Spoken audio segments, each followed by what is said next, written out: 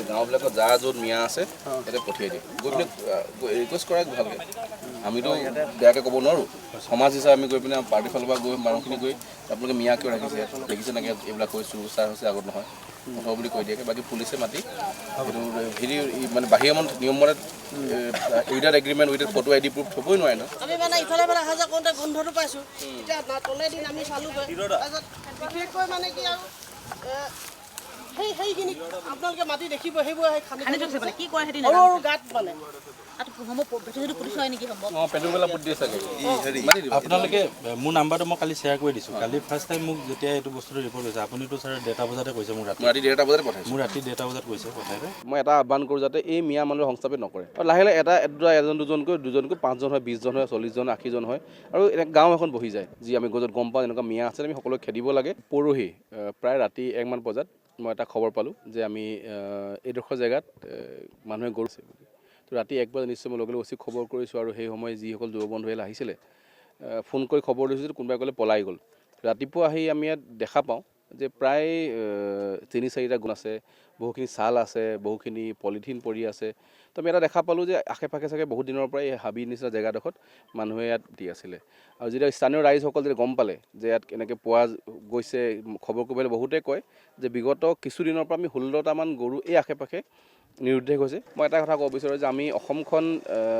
বিভিন্ন ইয়াত বসবাস কৰোঁ আৰু নাহৰকটীয়া উজনি অসম ডিব্ৰুগড় এই অঞ্চলবিলাকৰ এটা বেলেগ ধৰণৰ বৈশিষ্ট্য আছিলে আৰু এইবিলাক জেগাত আমি এনেকুৱা ধৰণৰ আগতে বাৰ্তা নাপাওঁ কিন্তু ভাবক কেনেকুৱা দিন আহি পৰিছে যে আজি এনেকুৱা পৰিৱেশতো নাহৰকটীয়াৰ একদম চহৰৰ কাষতেই 16-17টা কাটিছে মানুহে তো এই পৰিৱেশ কিয় আহিছে মই ভাবোঁ যে আমি বিভিন্ন সময়ত ইয়াত আমাৰ গাঁৱৰ বহুত মানুহে মাছ বেপাৰী হওক বা বিভিন্ন কাম কাজতে হওক মিয়া মানুহবিলাকক নামনি অসমৰ অনা হয় ইয়াত সংস্থাপিত কৰিছে মই এটা আহ্বান কৰোঁ যাতে এই মিয়া মানুহ সংস্থাপিত নকৰে কাৰণ আমি দেখা পাওঁ ওচৰতে কাম চলি আছে তাত কেম্পত থাকি লৈছে থাকি যায় কিছুমানে মাছ বেপাৰ কৰিব থাকি যায় আৰু লাহে লাহে এজন দুজনকৈ 5জন হয় 20জন হয় 40জন 80জন হয় আৰু গাঁও এখন বহি যায় মই এটাই আহ্বান কৰোঁ নাহৰকটীয়া সমষ্টিত যাতে কোনো মানুহে যাতে মিয়া লেবাৰক এনেকৈ থাকিব নানে যাতে কোনো এনেকুৱা উৎসাহ নজনায় কাৰণ আজি তাৰে বিনিময়ত কি হৈছে 16টাকে আমি গম পোৱা গৈছে আজি পুলিচে গোটেই আমি এই জেগা চালোঁ চব পুতিছে ফৰেঞ্চিকলৈ পঠিয়াইছে যি হোৱাটো হৈ গ'ল যাতে আগন্তুক সময়ত আৰু যাতে আমি এনেকুৱা বাৰ্তা নাপাওঁ যাতে আগন্তুক সময়ত কোনো মিয়া মানুহে যাতে এইবিলাক সাহস কেনেকৈ কৰিছে হ'ব আপুনি ঠিকা কৰিব কাম কৰিব লাগে কিন্তু কাম কৰিব আহি তেখেতলোকে ইমান ৰখিব নোৱাৰেনে 16টাকে খাই দিছে খায়ো ব্যৱসায় নিশ্চয় কৰিছে মানে ইয়াত এতিয়া 16টা 10টা মানুহ অকলে খাব নোৱাৰে নিশ্চয় ক'ৰবাত ব্যৱসায় কৰিছে বিক্ৰী কৰিছে তাৰ মানে আমাৰ নাহৰকটীয়াত থাকি তেখেতলোকে ব্যৱসায় কৰিব সাহস কৰিছে মুখ্যমন্ত্ৰী হিমন্ত বিশ্ব ডাঙৰ নীতিৰ চৰকাৰখন এই ধৰণৰ কাকো পাৰ্মিশ্যন দিয়া নহয় আৰু কোনোৱে সাহসে কৰিব নালাগে তাৰ পাছতো কৰিছে যিসকল আমাৰে বন্ধু বা আমাৰ অসমীয়া মানুহে যিসকল এই ধৰণৰ মানুহক ইয়াত আশ্ৰয় দিছে যাতে আজিৰ পৰা বন্ধ কৰে আমিও এতিয়া ইয়াত ঘৰে ঘৰে চাব যাম যি আমি য'ত গম পাওঁ এনেকুৱা মিয়া আছে আমি সকলোকে খেদিব লাগে কাৰণ মই আকৌ কওঁ কোনোবাই ইয়াত কিবা এদিনৰ ব্যৱসায় কৰিছে প্ৰক্ৰিয়া চলি আছে কিন্তু সংস্থাপিত কৰিব নালাগে সংস্থাপিত কৰাৰ ফলত কি হৈছে আপোনালোক চকুৰ আগত আজি 16টাকৈ ইয়াত আমি ডেড বডি পাইছোঁ আমি ইমিডিয়েট আজি পুলিচো ইয়াত আছে আমি আমাৰ ফৰেষ্ট বিভাগেও কৈছোঁ আমি দেখা পাইছোঁ বালিমহল কিছুমানে মিয়া লগাই বালি কাম কৰি আছে বালিমহলটো আজি যুগত চলি আছে তাততো মিয়াৰ দৰকাৰ নাই কিয় আহিম নতুনকৈ মিয়া সংস্থাপিত কৰিছে তাত মাছ ব্যৱসায় আমাৰ বহুত মানুহ আগৰ পৰা কৰি আহিছে নতুনকৈ মিয়া আনিনো কিয় মাছ ব্যৱসায় কৰিব লাগে এখন সমাজ চলি আছে বিভিন্ন প্ৰকাৰে চলি আছে আমাৰ অসমীয়া যুৱকসকলক চৰকাৰে উৎসাহ দিছে CM ট্ৰিপুলে পইচা দিছে সেইবিলাক আমি উৎসাহ দিব লাগে মিয়াকেইটাক আনি আকৌ আমি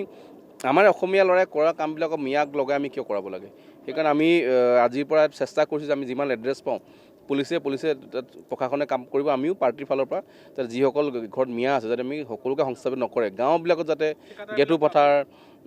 বৰবাম এনেকুৱা জেগাত আমি শুনা পাইছোঁ যে এইবিলাক অসমীয়া জেগা গেটু পথাৰ বোলে অসমীয়া জেগা বৰবাম বোলে অসমীয়া তাতো বোলে মিয়া আহি থাকি লৈছে তো সেইবিলাকতো ভাল নহয় ন দুজন মিয়া থাকিব কালি কাৰোবাৰ বিয়া পাতিব আজি কেইদিনমান দেখা পাইছোঁ আমি নিউজ থানাত ধৰ্ণা হৈছিলে